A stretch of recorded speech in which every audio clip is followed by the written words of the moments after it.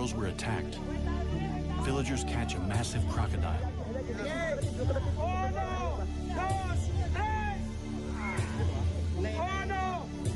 They hope it's the killer.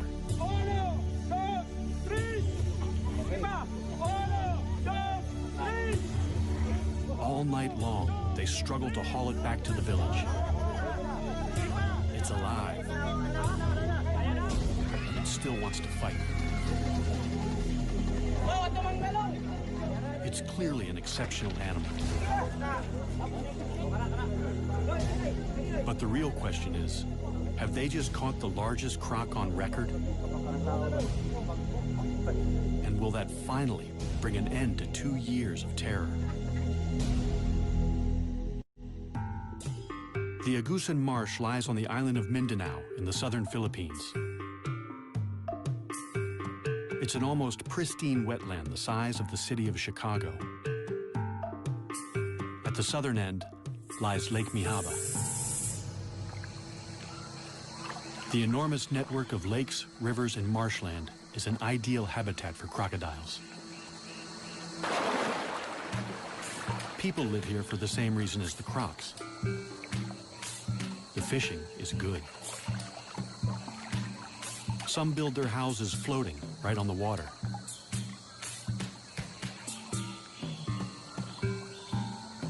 Others live in stilt houses dotted around the marsh. In the rainy season, the water level can rise by 4 meters. It seems idyllic, but something strange has happened. For 2 years, this water has brought misery and terror. A massive crocodile stalked the villagers. It ripped their precious water buffalo to shreds before their eyes. Attacked one fisherman and his son.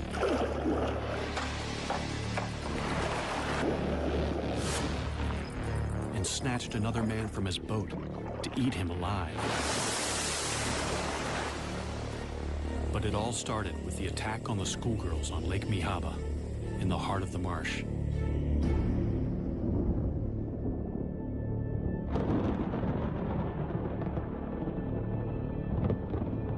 It's 6 o'clock, already nightfall. 11-year-old Rowena Ruiz and her friend Echel Rodrigo are heading home from school. Fisherman Roy Dagas follows right behind.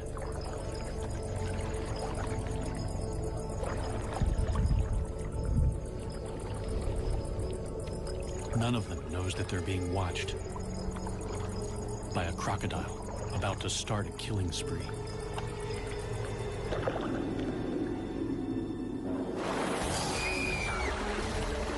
Sitting up front, Rowena never sees it coming. Roy saves Echel from what looks like a monstrous crocodile. But Rowena is decapitated. Seeing her head in the crocodile's mouth was disgusting. Later on, we found her body covered with banana leaves. It was really smelling bad. Rowena's dugout canoe still bears the scars of the attack. This is Rowena's boat, and these are the bite marks left by the crocodile. Here, here, and here. What kind of monster can bite through solid wood? The culprit is a saltwater crocodile, or salty. They're the largest of all living crocodilians, typically reaching 4 to 5.5 meters. Salties prefer freshwater, but can live in the sea because they're able to excrete salt through special glands. They've spread thousands of kilometers across the ocean to colonize lands from India to Australia. Salties have been hunted to the brink of extinction in much of Southeast Asia for their fashionable and highly sought-after hides. They also have the strongest bite of any animal.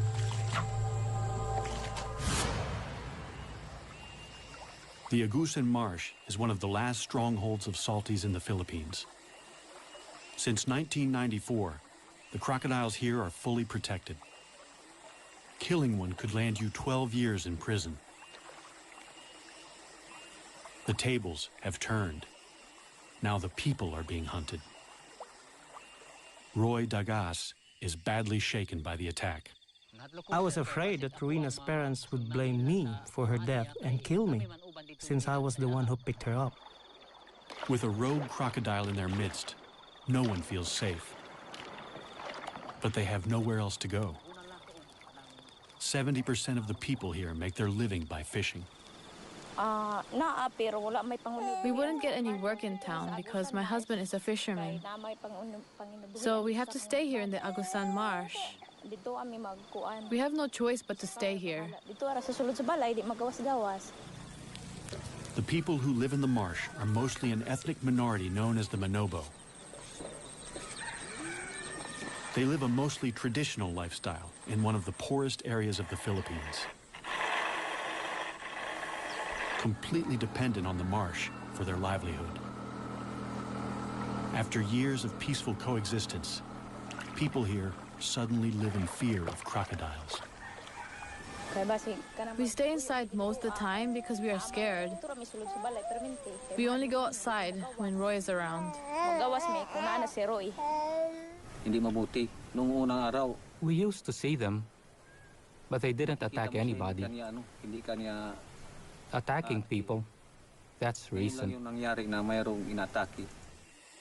Because the crocodiles are strictly protected, the villagers can't hunt the croc down until the government issues a permit.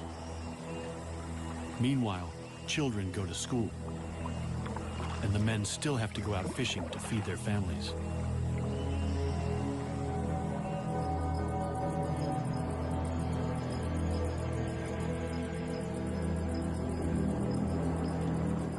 Roy's brother, Rinaldo Dagas, is fishing with his son at their favorite spot in the marsh, right in the beast's lair.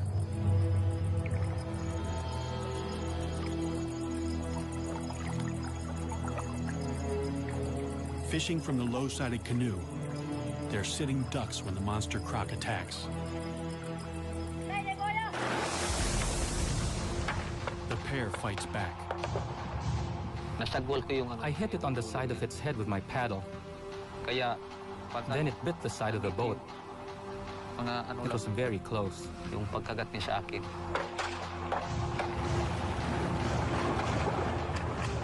bolt to the bank for safety. Rinaldo cheats death, one of the few who live to tell the tale.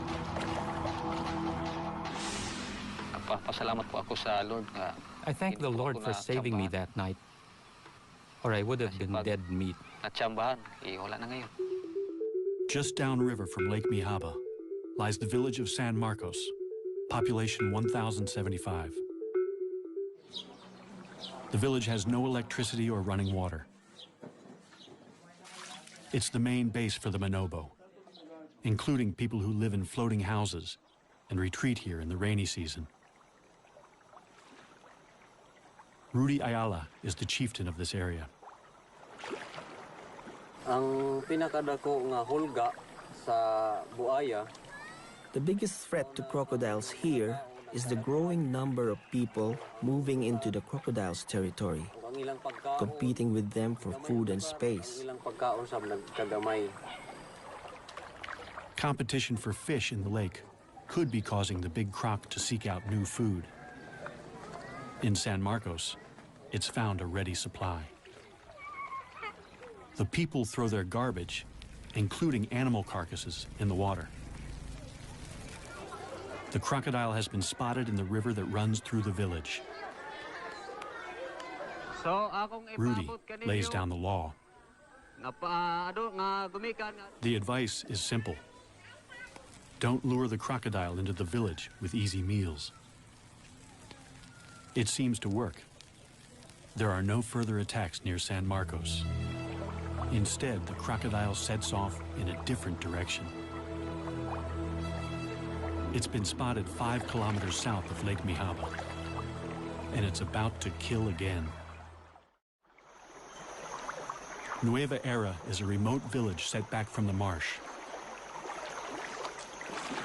The small stream that flows through it is the sole source of water for 1,300 residents. A 15-meter wooden bridge is the only safe crossing, especially now that the Croc is in their creek. It's a long way from home, having swum through a network of rivers and creeks to reach the village from Lake Mihaba.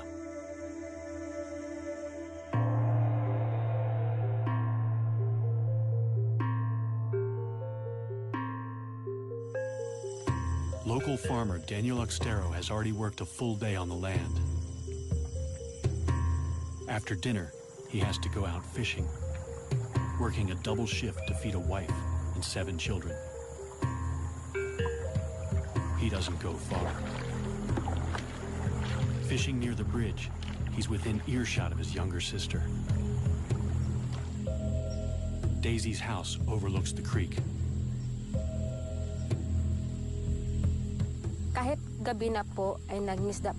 Even though it was dangerous to be on the creek at night, Daniel had to go fishing so he could buy rice the next day and feed his family. Without knowing it, Daisy hears her brother's final moments. The night that Daniel disappeared, at about 9 p.m., it was dead quiet in the village. I felt like I was the only one awake.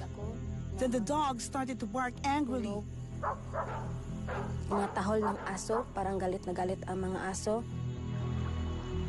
And then I heard splashes in the water. Very loud splashes.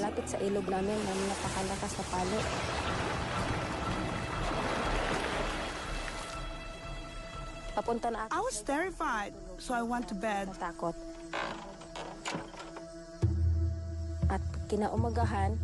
The next morning, one of our relatives came to tell me that Daniel had gone missing. Despite repeated attempts to find his body, all that was ever found of Daniel was his boat and his hat. This picture is the only memory we have of Daniel, because just before he was killed, his house burned down and everything he owned was destroyed.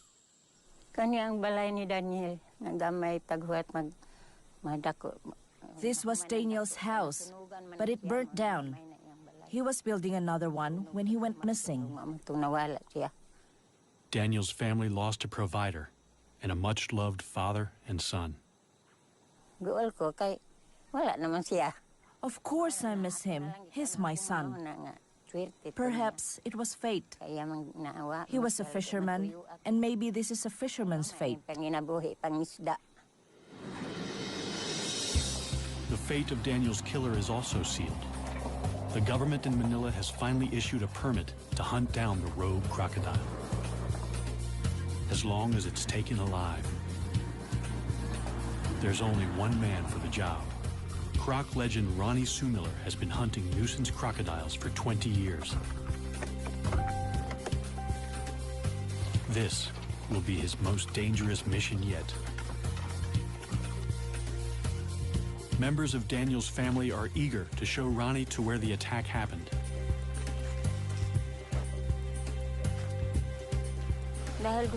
I really want them to catch that crocodile because I want to see if it ate my brother. I am scared of the big crocodile. We're especially afraid for the children. There are lots of children here. The children don't swim here anymore, but they're in great danger anytime they come close to the creek. The water's edge is a favorite hunting ground for crocodiles. They're ambush predators. It's a strategy honed over millions of years. By lowering their heart rate to 2 beats per minute, they can stay submerged for an hour without breathing, waiting for prey to stray into the strike zone.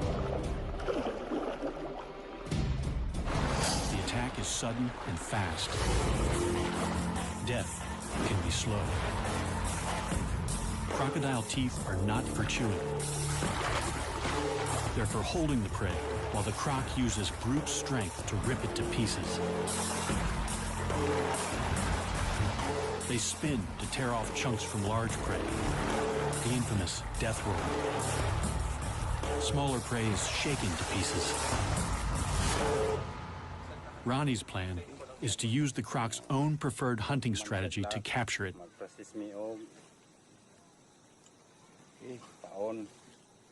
A morsel of chicken suspended just above the water is an irresistible lure. So that's the principle. When it is grabbed by the crocodile, the crocodile will run away, and this will close down. This will catch the upper jaw.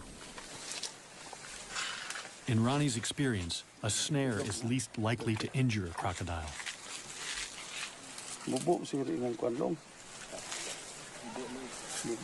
So, this is a hard job because we have to make sure that we have to capture it alive. Ronnie posts a sentry in a nearby treehouse. Now, it's a waiting game.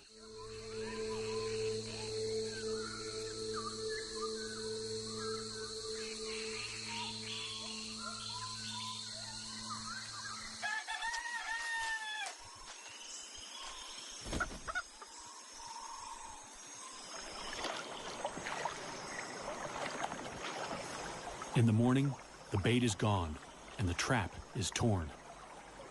A crocodile has done the impossible, snapped the steel cable, and escaped. The cable snapped. I think we're dealing with a much bigger crocodile than we expected. Ronnie sets more traps.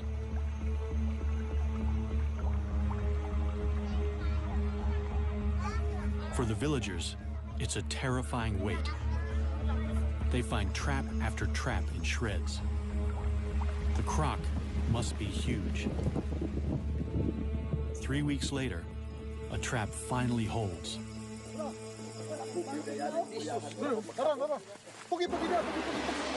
This time, they've got it.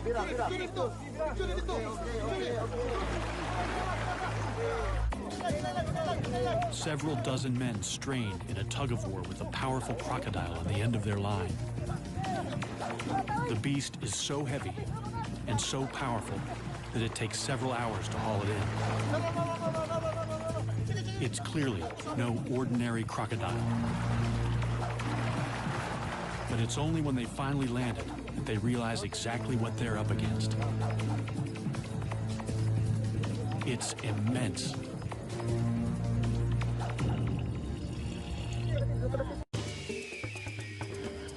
This show was created for you and your family to watch together. Welcome to Nat Geo Wild.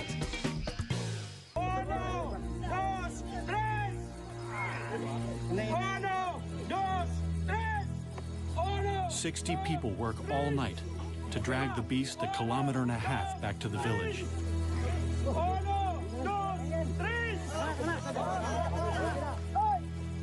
It's over a ton of muscle, power, and killer instinct.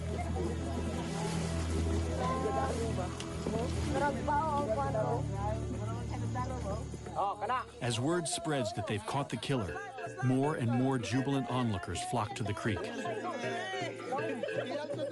Everyone wants to get close to the enormous animal now that he's tied down.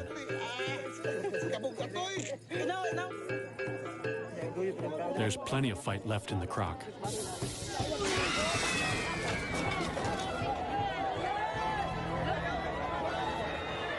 For a moment, everyone's heart stands still. The ropes only just hold. But the hard part is yet to come. They have to transport the enormous reptile 11 kilometers to a purpose-built tourist park at Consuelo, near the main road. The problem is, the road to the park is on the other side of the creek. And the only bridge is far too rickety and narrow. They have to transfer the killer crocodile to a makeshift pontoon and float him across.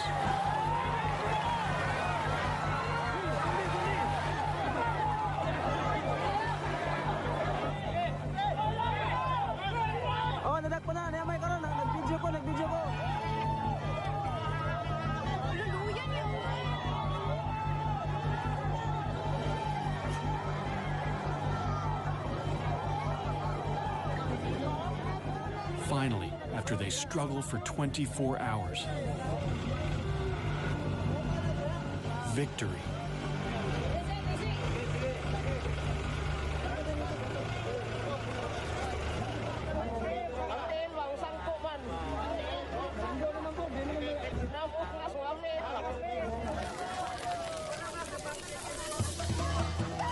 The party goes on deep into the night.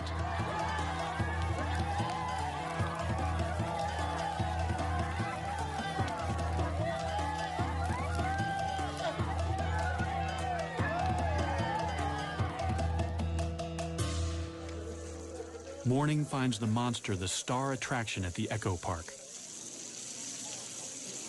Its pond was initially going to be a swimming pool for children. It's clearly a male. He weighs more than 1,040 kilos. Female salties rarely exceed 160 kilos and grow no more than 4 meters. This guy looks to be over 6. They call him Lolong. Lolong could get them into the Guinness Book of Records. They finally get a good look at him, but the villagers have second thoughts about whether this is the killer croc. That's not the right one, is it? No, it's too small. In the cold light of day, they say that no matter how big he is, he's just too small to be the killer.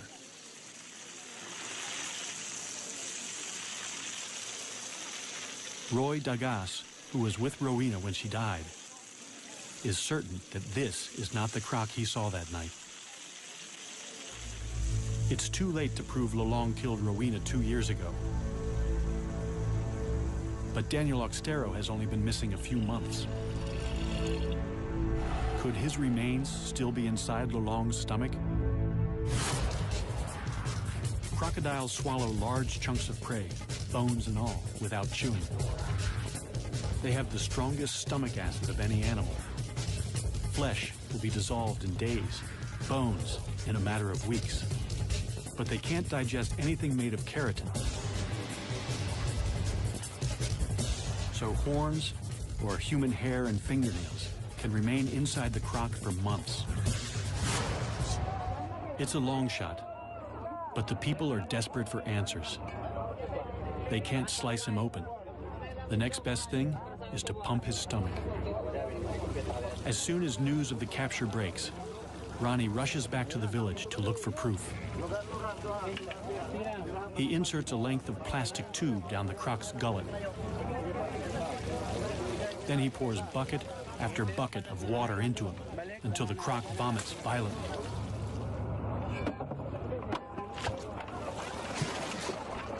Ronnie doesn't find any human remains. The stomach pumping is inconclusive.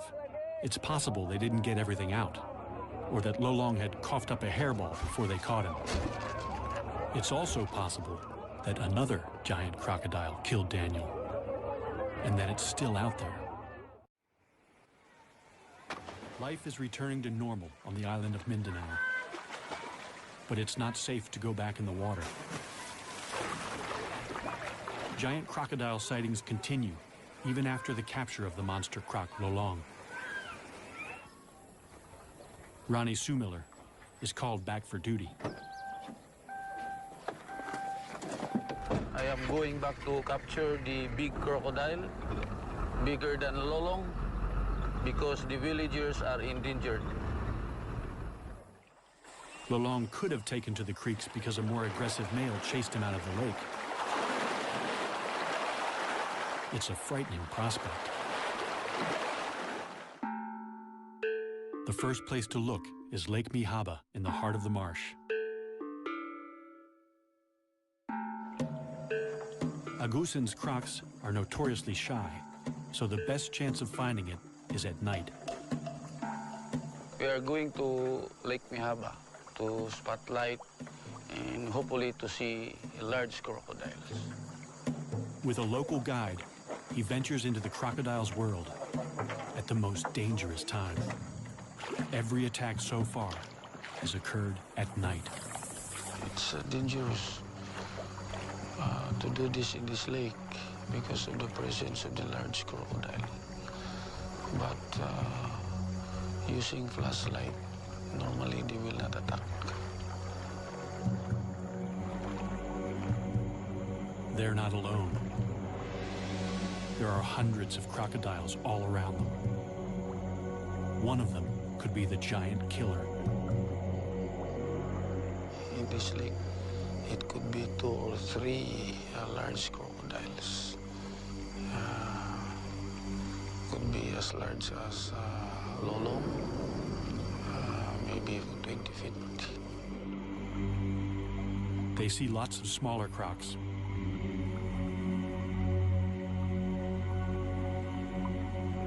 Ronnie spots a likely suspect. Or it could just be the light playing tricks. This is the area where Rowena was attacked by the crocodile. So the boat was capsized. They don't want to be the next victims, so Ronnie calls it a night. Then he gets another break in the case. Near Nueva Era, he hears of a rare sighting of a giant crocodile in broad daylight. He misses it by only hours. Hello. Hello.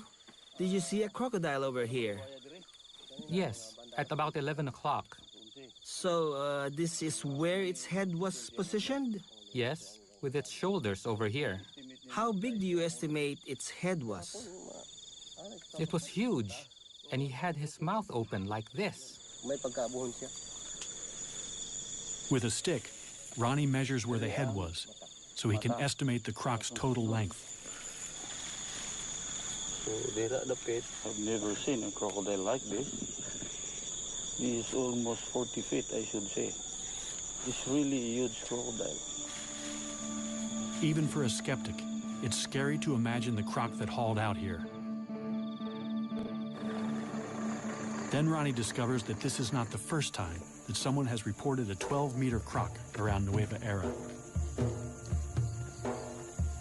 A few months ago, Javar Abdul saw a colossal crocodile take down his prize water buffalo, or carabao. Imagine the croc that could take down one of these. A fully grown carabao weighs almost 500 kilos. Losing an animal like this is like losing a tractor. They're our livelihood. We use them to plow the fields and to haul logs. It was a huge loss for me because it was the only carabao I had. The monster dragged the massive carabao downstream, but got stuck under the bridge, so Javar got a good look at the culprit. So why couldn't the croc pull the carabao under the bridge? The water level was too high, so the legs of the bridge were blocking it.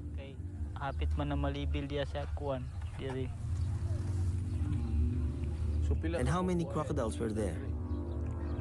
2. 2? Were they different sizes? Yes, a big one and a smaller one. Then he drops a bombshell. The smaller one was Lolong. How big do you estimate the big one was?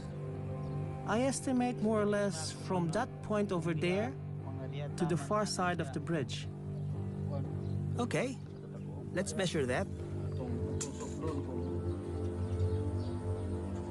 Instead of one giant croc chasing another out of Lake Mihaba, it seems 2 giant crocs were feeding together. And the second one was even bigger than Lolong.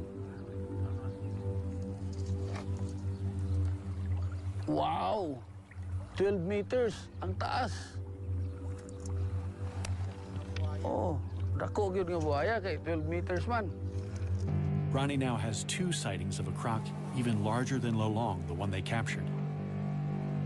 And no incriminating material in Lolong's stomach. So another croc could be responsible. Good news. An expert is on his way to measure Lolong and see if he's a contender for the world's largest croc. Dr. Adam Britton is the go-to guy for crocodiles for the Guinness Book of World Records. He certified the current record holder only a few months ago. At 5.5 meters, Australia's Cassius Clay is the world's largest captive crocodile. Lolong could be bigger. Nothing can prepare Adam for what he's about to see. Here we go, Adam. Let's So see Lolong. this is Lolong? Yep. Oh my God. Oh, he's absolutely huge.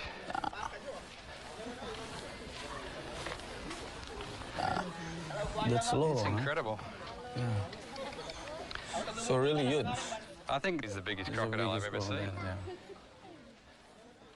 To qualify for the Guinness record, Adam has to ensure Lolong lies perfectly flat and dead straight. So how do you measure a giant man-eater? It would be good to do it actually down the crocodile's back. Very carefully. I'm actually going to inject him with 2 different drugs. One is a muscle relaxant, and the other one is Valium. So he'll actually, hopefully, be quite happy while we're measuring him. While he's under, Lolong is in danger of overheating, so he must be constantly hosed down. Adam has never sedated a crocodile this big before, and he's not sure how long it will take. But it's a large crocodile, and it's going to take a long time. Relative to how long it normally takes, it's going to take a long time for this drug to actually take effect. First, he has to get the needle into the monster croc. Adam gets dangerously close to the largest salty he's ever seen. So yeah, Ronnie, if you can keep a close eye on him, you see he's got his left legs backwards, so he's still quite relaxed. But look for any signs like he starts to lift himself up or starts to move his head. This is now in a relaxed position. That's he's in a relaxed position right now. Yes, I can get out of the way quite easily, and I'm going to go that way if anything happens. Adam has nerves of steel, but Lolong reminds him who's the boss. He felt that.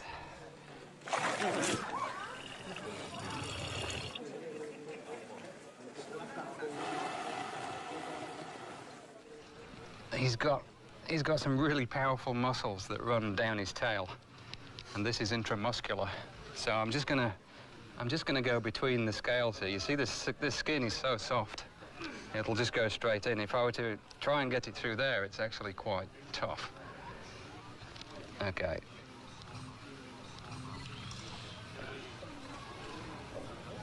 Oh. Okay. It's like a big mosquito. Wow, even that bent the needle. That was simply because he moved his tail. So the power of the muscles in the tail bent the needle while it was inside. 30 minutes later, Lolong is still showing no signs of feeling sleepy.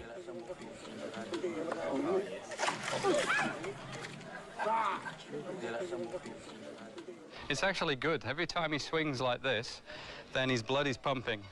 And the sedative that we put in will take effect more quickly. Okay. The sedatives are still showing very little effect. But Adam has drugged Lolong as much as he dares. Too much could kill him. They're going to have to shut those massive jaws by force. We have to remember that this crocodile is huge, is enormously heavy, very powerful. Adam can't do it alone. He's going to need some help. We're going to use 6 people for this procedure. He's going to have, by the time we've finished here, he's going to have 2 ropes on his jaws. So one person on either side of his head is going to hold those ropes nice and tight. Then I'm going to jump on the back of his neck and push his head down. This is after I put a towel on his eyes. I'm going to get one person then behind me to help me keep weight on his chest, and then 2 more people on his back legs. And we're going to lift his legs up off the ground so that he doesn't have any leverage with those legs. And he's still going to be stronger than us, really. I mean, he's huge, incredibly powerful, strong crocodile. But it's amazing when you get on the back of the head, particularly, and you cover the eyes and you put pressure down there, They often give up. They'll just sit there and say, okay, do what you need to do. Fingers crossed, anyway. Ronnie rounds up 5 volunteers.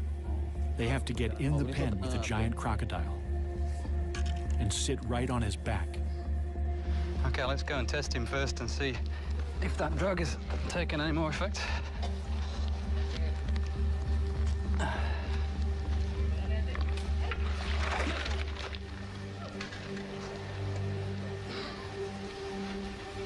Yeah, just poke him, just touch him gently there.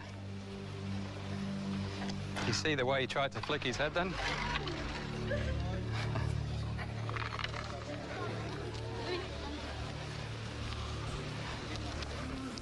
He's definitely lost some of his strength. They place towels over Lolong's eyes to help keep him calm. Okay.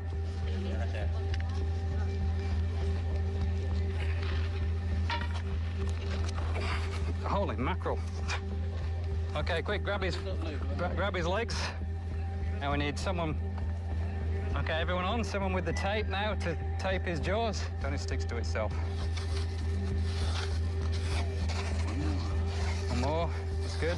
Okay, break him off. Scientists know very little about giant crocodiles. Also, I'll take one off. This is the first time anyone's been able to measure a living croc over 6 meters. Okay, is everyone good? Yep. Okay, good job. I mean, I'm so used to doing this, but everything's scaled up. It's amazing. It's like measuring a dinosaur. It's just, it's amazing. I'm not used to this. 84. 84, what was the name? 84, that's the interorbital. Okay. Adam takes this rare chance to make detailed measurements. 255, it's actually 496. What did you say? 450? Finally, yeah, okay, 450, the one exactly. everyone's waiting for. Now for the moment of truth. Dr. Adam Britton is going to measure snout to tip along the curve of Lolong's body. Yeah, that's good, yeah. Yep. All right, just make sure this goes straight down the middle again. This is the one that has to be. Yeah.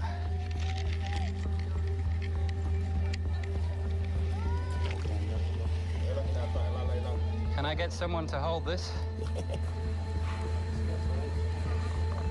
6170. 6170. Which is the largest saltwater crocodile in the world. 6170.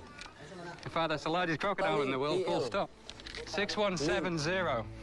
Lolong is 6.17 meters long, the largest known living crocodile, by more than a half a meter.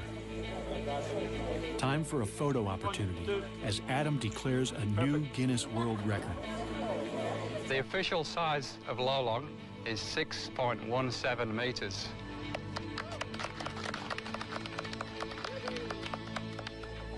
I'll give him a round of applause for that. That's very impressive.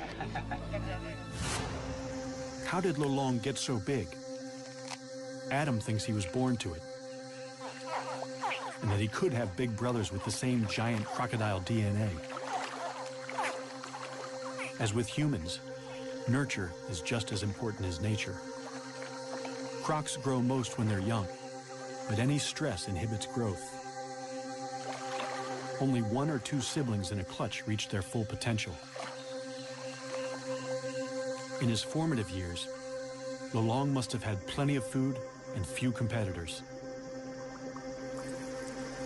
There were also far fewer people in the marsh to stress him out with their outboards and dynamite. Adam has what he's come for, but getting off again is almost as hard. Everyone from the back. We'll go backwards, all the way backwards, straight off. You last? Yes. And then I will come off and I will take the towel off. So what you need to do now is cut this rope, cut this tape, sorry. Everyone ready to go back? Go. Backwards. Keep going. Keep going. You too. Yeah. Okay, now you can... While Lolong is still a bit groggy, Adam can't resist the temptation to get his first really close look at the business end of a 6-meter croc. This is probably the most powerful set of jaws in the world.